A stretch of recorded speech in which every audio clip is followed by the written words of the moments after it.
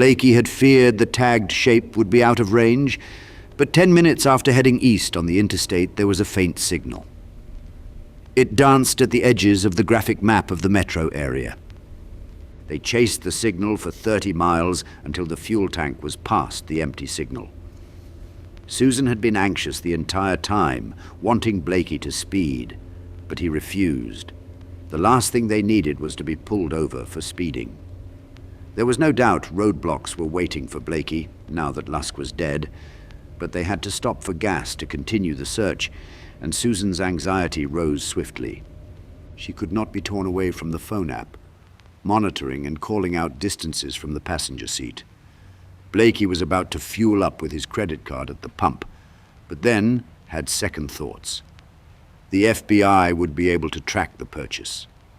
He limped inside to prepay with cash, realizing something was now wrong with his knee.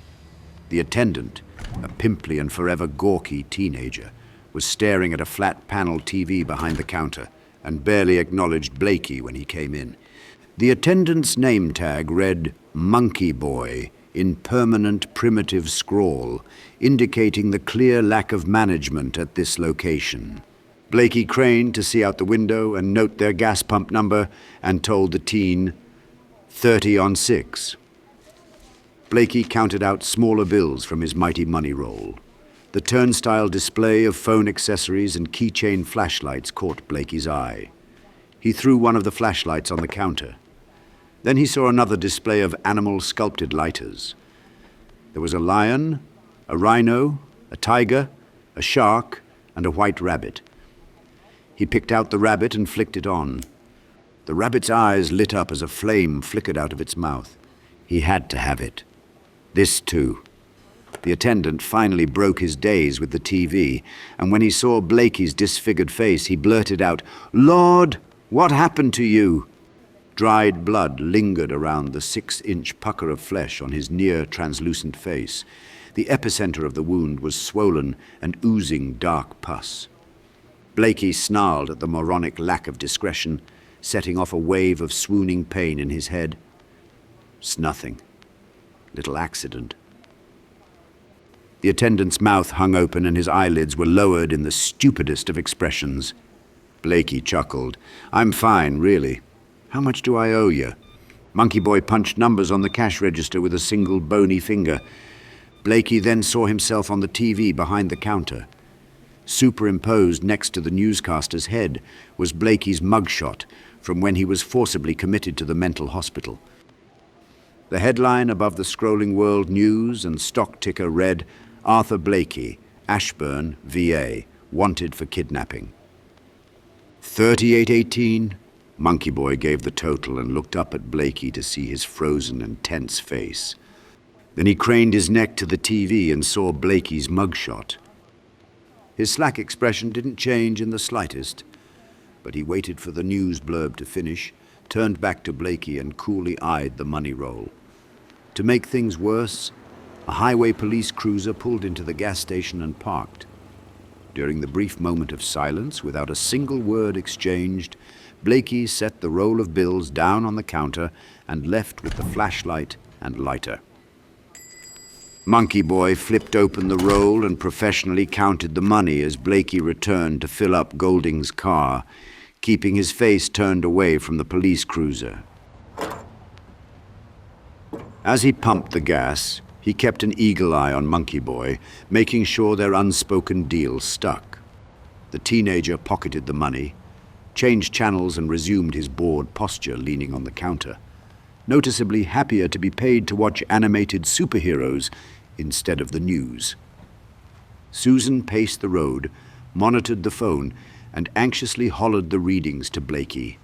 Blakey grimaced because he was unable to get Susan's attention to make her stop. He watched the police car discreetly from behind the pump. An officer had not yet exited the idling car, and the tension was rising in Blakey's chest. The voice added to his paranoia. "They are double-checking your description. Arthur Blakey, most wanted." Mercifully, the police car reversed and quickly pulled out of the station. When it hit the road, its lights went on and its sirens blared before it chased off to some distant emergency. Susan nearly screamed, "7 miles! They are getting away!" A family stared from their minivan with a cargo carrier on the roof, on their way to or from some joyful vacation. Blakey wondered if the beach was where the tracker was taking them. The father, who was also pumping gas, looked from Susan to Blakey. Blakey returned the gaze, displeased. "Mind your business," he offered the father, who blanked in a moment of misunderstanding. Blakey leaned forward, enunciating every syllable. "Piss off." The father shrank like a turtle, but Blakey's appearance was an irresistible freak show. The man's children, a boy and girl, stared at Blakey through the minivan's window. The father discreetly reprimanded his children, but Susan created such a scene no one could stop gawking. Blakey suddenly felt woozy. His eyes rolled back in his spinning head. "Art!" Susan bobbed impatiently.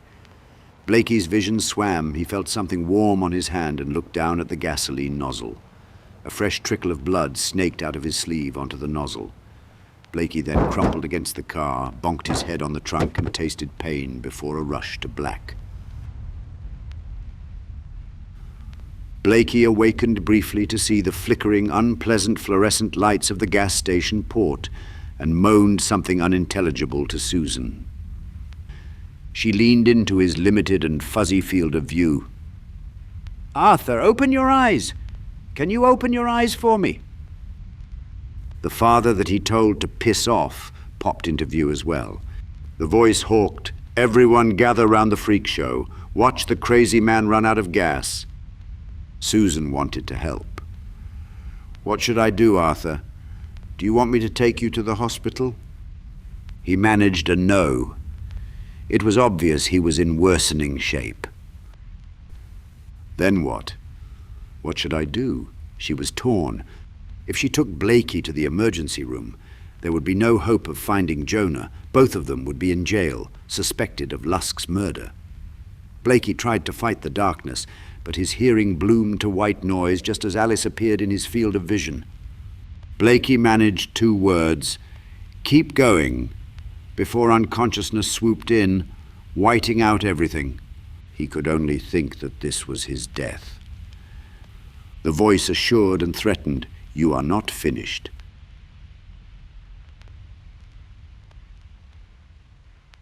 When he awoke, pulled from the dark like a hair clog from a drain, he was in Golding's car, speeding down the highway. Susan was driving and didn't notice his eyes open. The voice questioned, "How did she manage to get you in the car? How did she manage to avoid the police? The obligatory ambulance someone always calls 911? Susan looked over and noticed him awake. "Any better?" She gripped the wheel tensely, still monitoring the phone app. Blakey's brain felt heavy in his skull. Every movement and thought brought a warning shot of pain. He managed to shift in his seat and moan before drifting off again. Susan was terrified for Blakey. Most people overreacted to wounds, a sympathetic bias that grew in proportion to the size of the injury, but any first-year intern could see how bad Blakey looked. A black tree of veins emanated from the gash on Blakey's face and stretched from temple to chin. They trailed from this center fault of dying flesh all the way up his face, leading to his hair, now completely white, like a popsicle with the flavor sucked out. Oddly, she recalled that a polar bear's fur isn't truly white. It was translucent to let light through to heat their skin, making it appear white. But Blakey's hair wasn't translucent. It was color-drained, and it was the source of most of her worry. She had read of hair going white overnight, but no one's hair went this fast. She was quite certain he would die if he didn't get to a hospital soon. "No," he had clearly said when he woke for a few seconds while she and the gas station father had lifted him into Golding's car. She used this as justification for continuing the search for her son. She would not stop. Not for a dying man. Not for anything. The real issue was how she would find Jonah without Blakey. Those monsters took him, and they were sure to be at the end of this chase. She couldn't fight them, But what could Blakey do in this condition? Should she just go to the cops and try to explain? She played that scenario out in her head, and it didn't go well. She reached over to Blakey's head, and a tactile examination ended in a caress. She prayed that he would wake up in a better state.